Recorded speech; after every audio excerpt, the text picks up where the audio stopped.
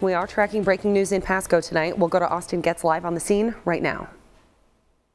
Tracy, I'm here on Highway 182 where over my shoulder here you could see a large police presence as Pasco Police and Washington State Patrol are investigating a shooting that happened in the westbound lane of Highway 182. Thank you, Taylor. Well, around the region this week, a triple homicide in Parker on Monday, a small town north of Wapato. Governor Inslee talked today about the protest and specifically how the police have responded to those protests. The governor taking a diplomatic approach, supporting the protesters' right to peaceably assemble, while also criticizing any acts of violence, including those against police officers. I'm standing in front of Hermiston Brewing Company and Nookie's Restaurant, like I said, here in Hermiston. This is one of the many businesses spread across 31 counties in Oregon who were cleared to welcome customers inside, or as you could see, out onto the patio as part of Phase 1 of Oregon's plan to reopen the state.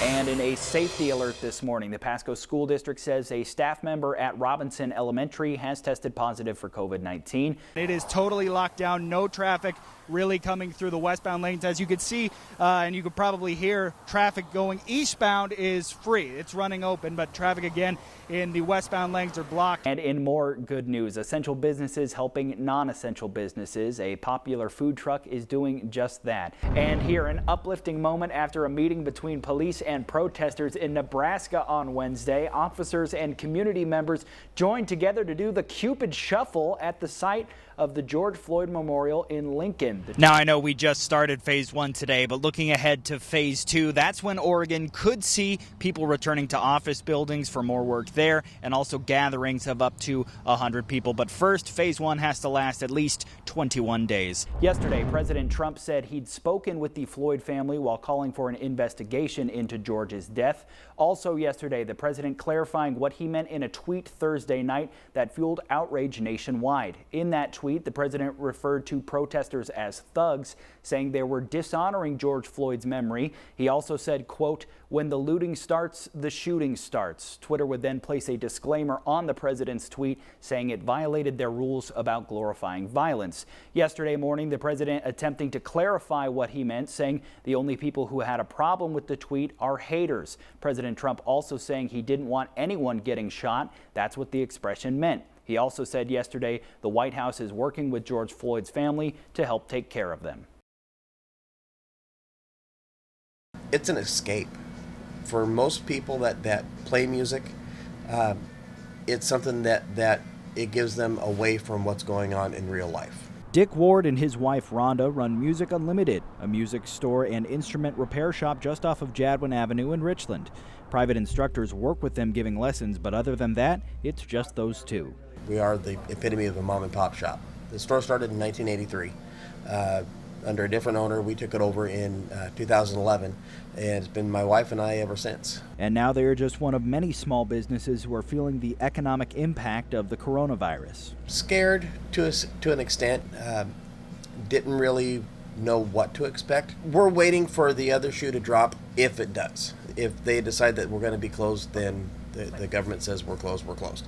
But until that happens, they'll be right where they've always been, ready to answer questions, introduce people to the world of music, and make repairs. The teachers that are here are accepting students. Our repair shop is open, ready to work with anybody that doesn't have a gig but needs their equipment taken care of. Like Dick said, for a lot of people, music can be an escape. Now is a perfect time to both support a local business like Music Unlimited and also discover your passion for music.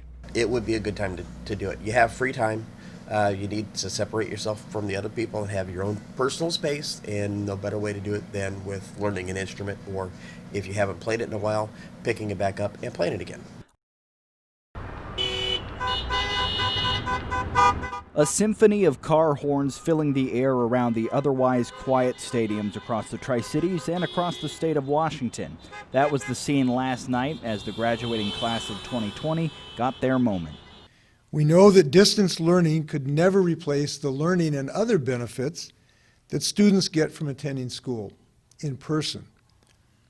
But this unprecedented health emergency demands that we take this step. When Governor Jay Inslee announced that all schools in Washington would be closed for the remainder of the school year, it put an end to any thought of spring sports. No chance for any home runs or game-winning goals or fast times on the track. And for the seniors, an abrupt end to their high school careers.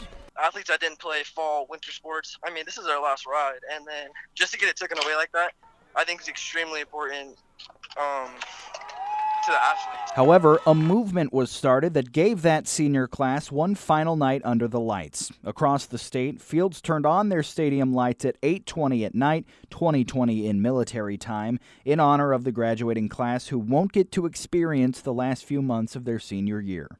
We would have gotten to play under the lights, so just having the lights turned on our home field, like, it means something just because it is where we spend most of our time. And just like for a sporting event or graduation, the community came out in droves to support. Parades of cars honking their horns and flashing their lights filled the streets outside the fields last night. It doesn't replace the feeling of a big win on senior day or a state championship, of course, but it's something that will be equally as hard to forget.